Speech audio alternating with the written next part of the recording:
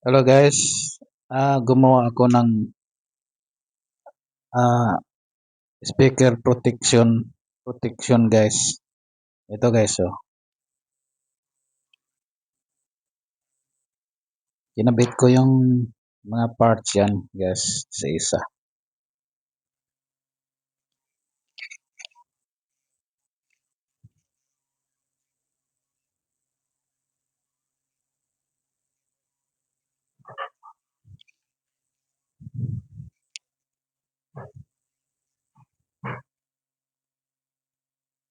Kailangan guys, siguraduhin mo yung isa pagkabit ko. Kailangan mayroon kayong tester guys na digital. Lahat ng value ng mga pisa, i-tester mo sa digital kung tumatama ba sa value para hindi magka-problema. Kasi may iba na factory defect, factory made na bago pero yun pala hindi tumatama sa value.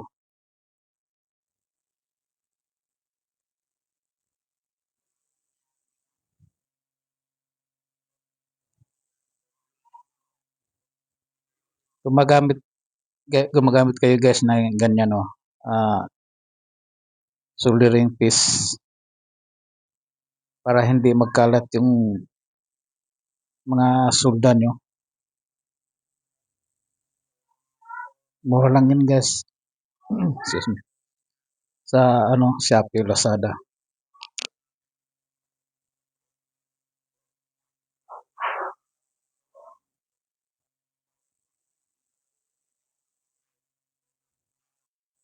Okay, so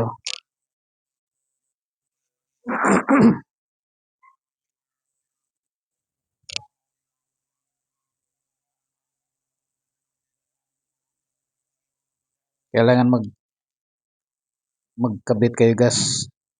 Kailangan hindi madali. Dandahan lang ba para hindi magkamali. Yan guys, so yung signal ng dana ng signal ng speaker guys. Kailangan pakapalanan niyo ng sulda guys. Patungan niyo ng sulda guys kasi pag malakas yung power amp nyo, posibilidad na maluto yan guys. Masusunog, matuklap. Yan o. Yun guys o. Pakapalan ng sulda guys. Para kung nakapurong, lalo na kung nakapuro ohms, hindi yan maluluto. Masusunog kasi yan guys eh.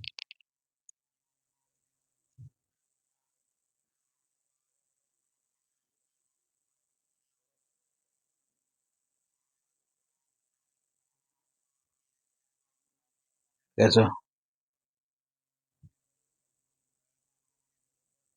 Kunti na lang ko lang guys o.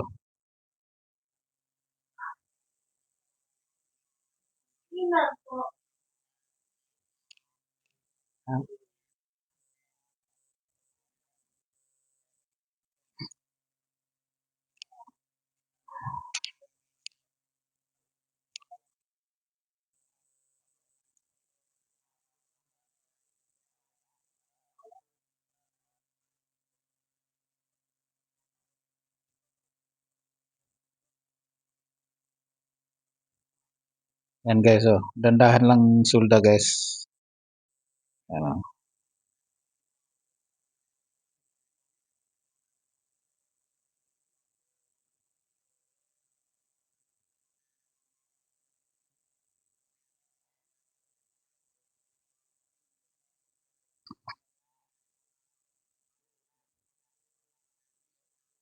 Pinapass forward ko lang guys ng konti. Para hindi masyadong mahaba yung video.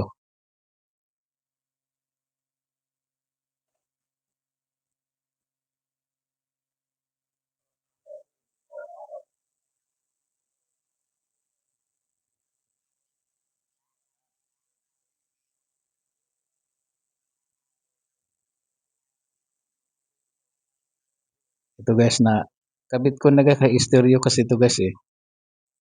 Kaso lang isang channel pa lang gamitan ko kaya tinanggal ko yung isa guys, isang protector para magamit pa rin sa ibang ibang gagamitan kung kailangan.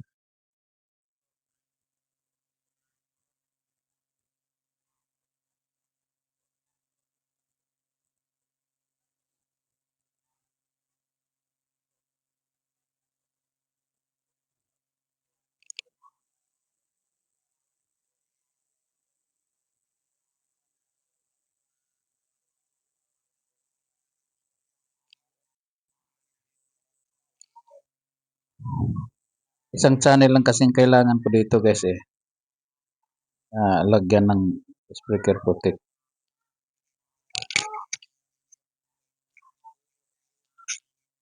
Pero itong gawa ko stereo to siya. Pero ang kailangan ko isang channel lang.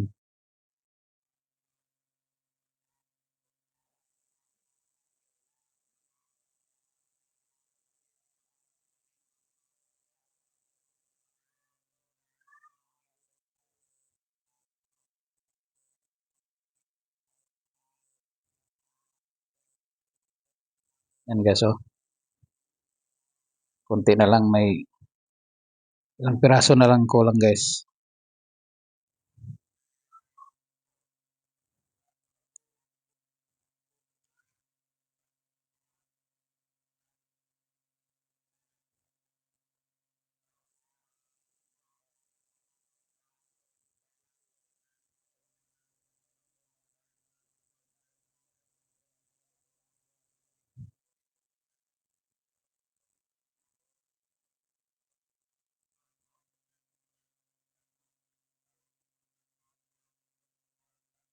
Yan guys, yung speaker putik eh, para lang dyan sa kabilang channel sa kanan. Try natin guys kung gumagana pa yung speaker putik. Yan guys oh, gumagana pa. Kung ma-short yung speaker, masunog, mag-automatic off yan sa guys. Kumbaga, importante talaga guys yung speaker putik para sa power amp natin.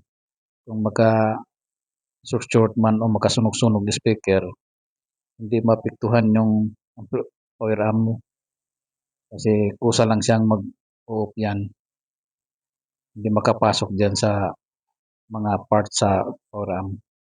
Kaya kailangan talaga guys, importante talaga yung speaker protector guys.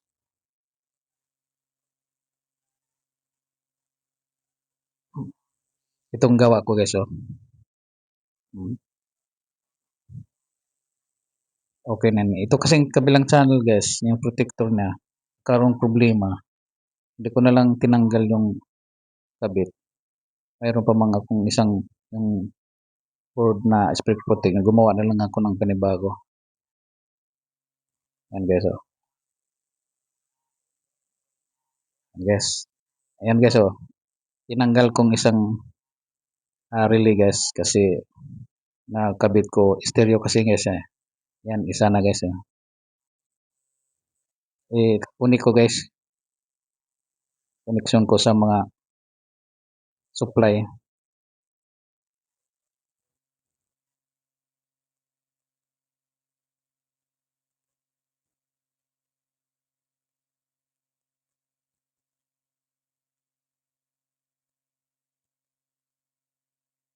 Malaking halaga talaga guys kung may speaker protect kasi yan ang buhay ng amplifier guys. Kasi pag walang speaker protect guys, once nga magka-short yung wire sa labas papunta ng speaker, hindi mo maano nagka-short na, putok talaga yung amplifier nyo guys. Sayang isa mga mahal. Kaya kailangan talaga may speaker protect.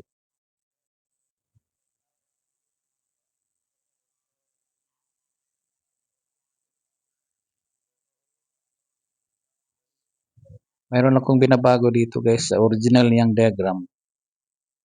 Kung sundin, matagal siya on guys, maabot siya ng 1 minuto at kalahati.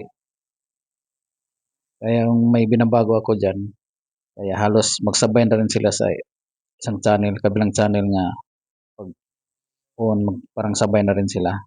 Parang ano na lang, seconds na lang.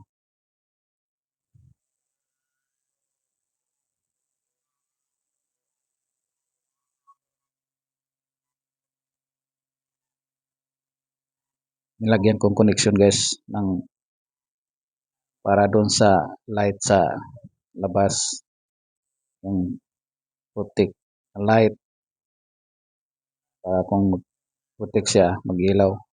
Nilagyan ko ng connection at saka yung supply.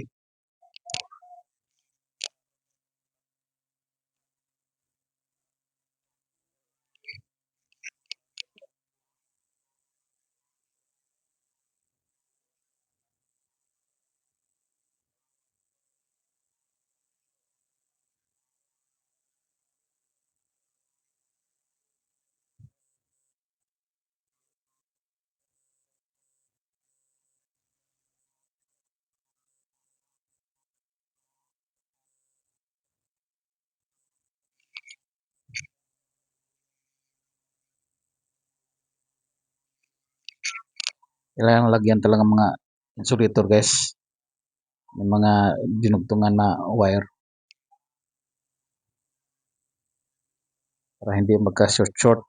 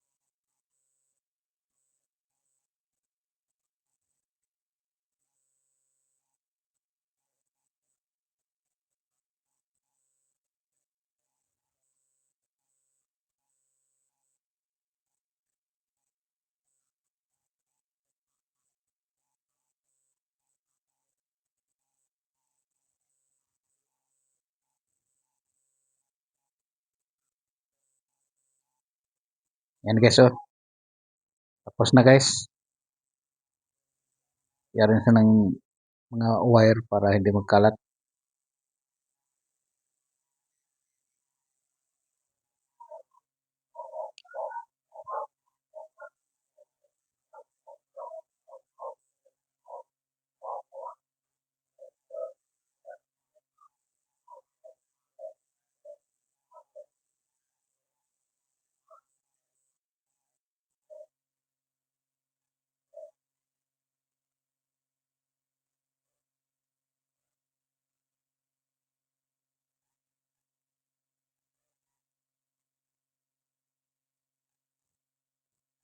Pinadikit ko lang dyan sa taas dyan sa taas ng capacitor guys.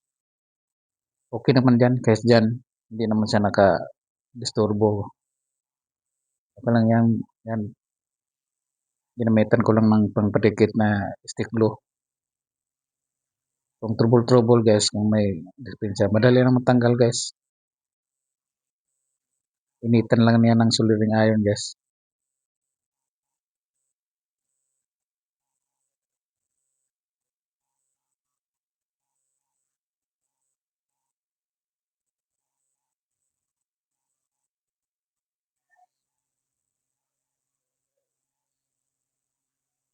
Guys.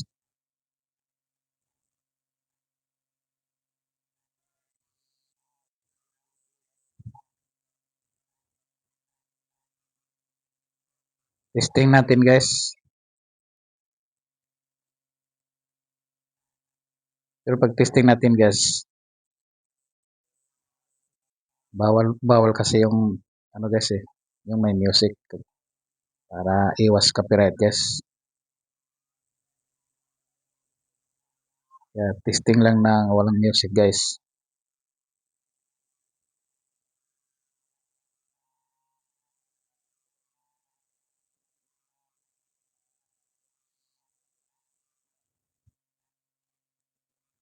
Yan, isaksak natin guys. Oh. Gamit muna tayo ng ano guys, yung fuse bulb.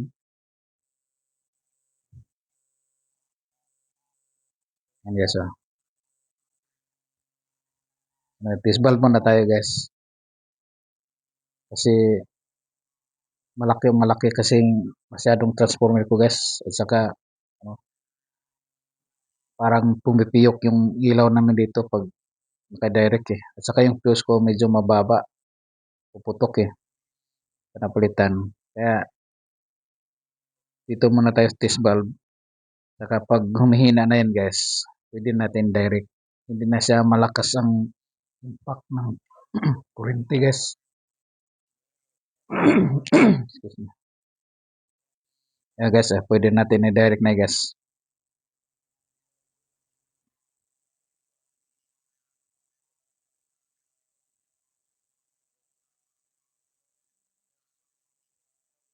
Humihina na guys. Direct na natin guys. Yan guys, naka-direct na guys. Ito, iwan natin ulit guys. O yan guys, direct na yan guys.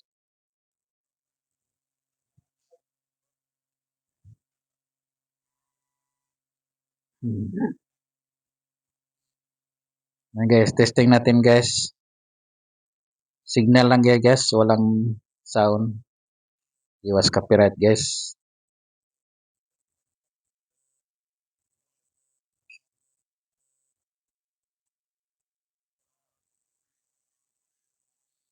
Gumagana na siya guys. Kumbaga, yung bagong gawa kong speaker pati guys, sumasabay, halos pares lang silang time sa kabilang channel.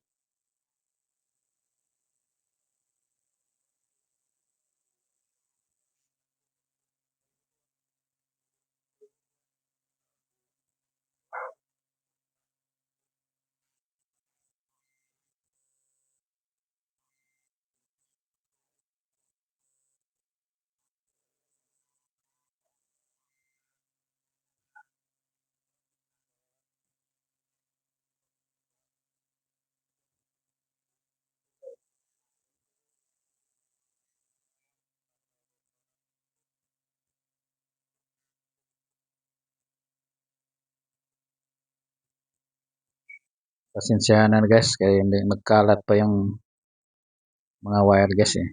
Itong mga gamit ko, kalat pa.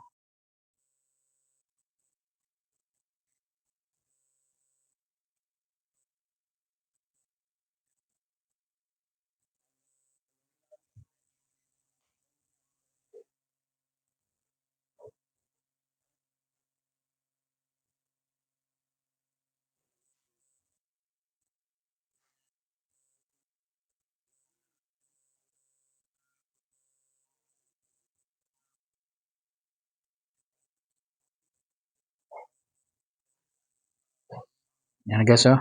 Pero nakakonect na yan guys. Kalat pa yung ano, gamit ko ng crossover. Yung isang linya sa woofer, yung isa sa mid-high. Pero hindi ko lang pinalabas yung sound guys.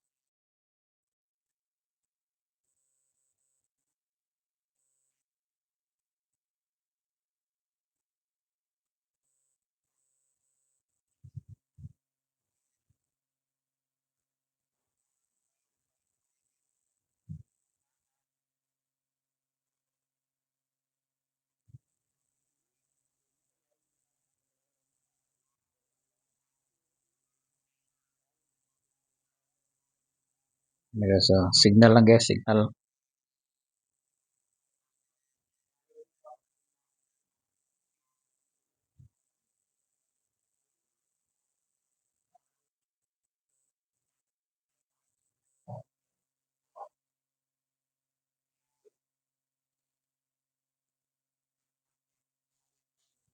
Malaki itong gawa kong power arm guys.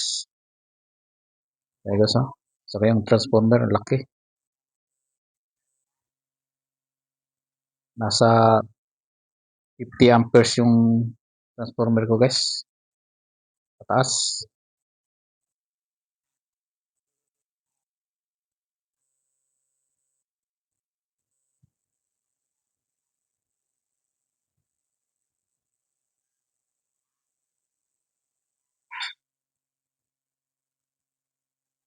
Ayos, kompleto na guys. Oh.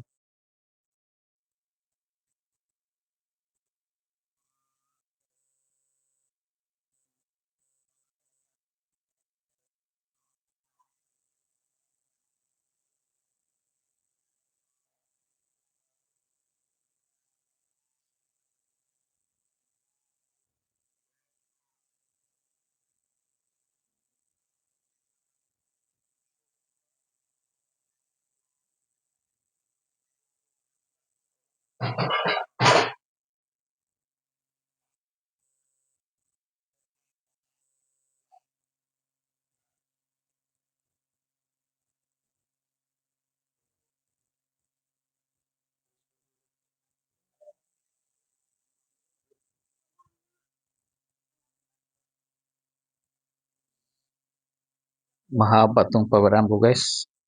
Yan guys oh. Transformer laki. At saka mataas siya guys. Lampas siya sa casing. Kaya kailangan pa ako magdugtong dyan guys. Casing. Guys oh, tingnan nyo guys oh. Lampas pa siya sa casing.